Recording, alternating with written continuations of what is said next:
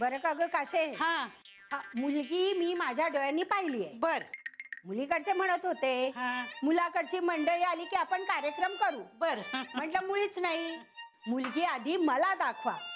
मला पसंत पडली ना तरच आमच्या बोक्यासाठी शब्द टाकेल. अगदी बरोबर आहे. आत्या बोक्या म्हणू नकोस ग. तेच तर मला नाही बोलता येत काय ते. हा राजा भाऊ. आता बोललीस ना. अरे बोलता बोलता येत नाही बोलता राजा भाऊ. ते बा आता परत बोललीस.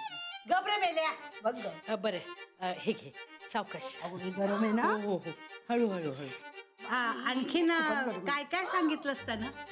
काही नाही सांगितलं त्यांना चांगला 500 रुपये पगार आहे. आत्या 500 नाही 250 रुपये पगार आहे मला. तेच ते रे, त्याने काय फरक पडतोय 300 काय आणि 500 काय.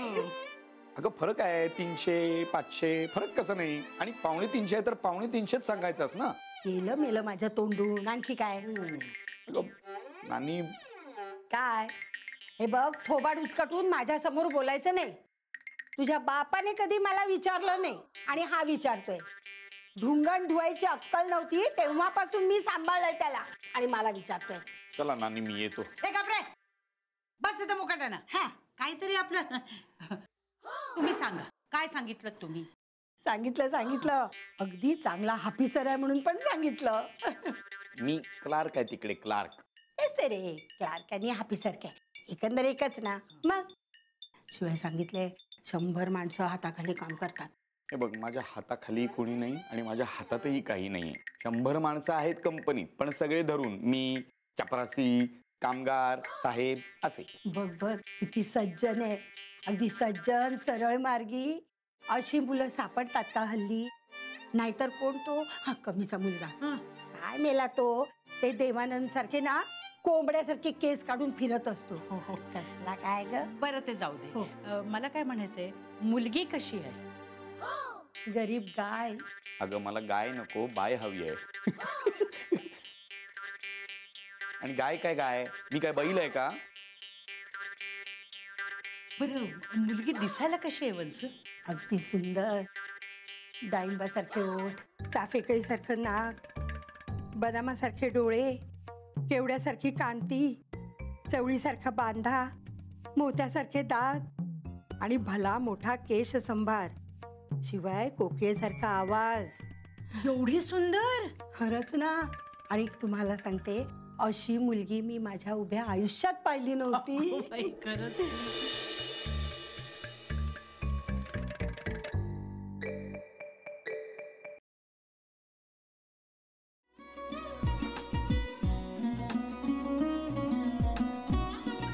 लावू का? असाच लावू ना.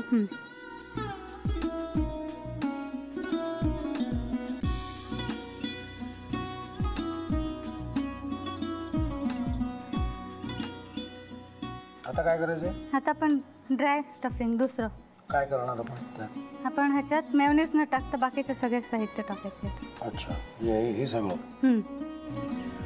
ऋतू माझा तर विश्वासच बसत नाहीये. म्हणजे अगं बहिणी आमचं लग्न व्हावं म्हणून किती प्रयत्न करत होती आणि ते सगळं करताना की शिवच्या आम्हाला माहिती पुरवते. नाही मला नाही वाटत.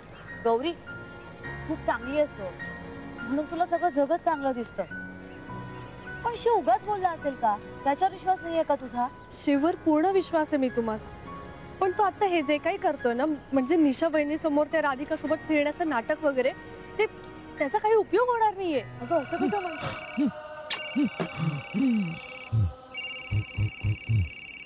अगं नीलिमा जतीन भाईंचा कॉल आहे.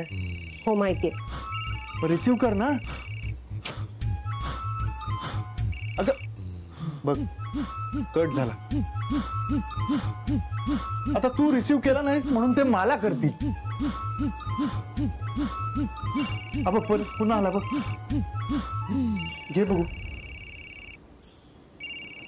पण हे एक ना एक दिवस घडणारच होतं.